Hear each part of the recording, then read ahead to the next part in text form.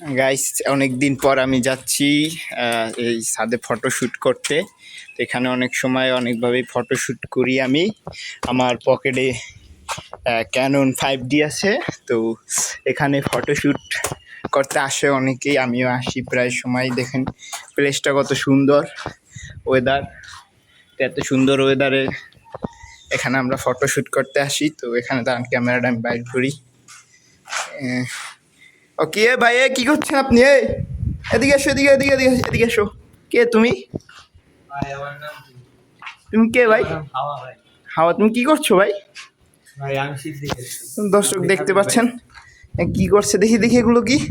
আল্লাহ, এগুলো কি? এই কাঁচা পাতা, তুমি এগুলো খাও?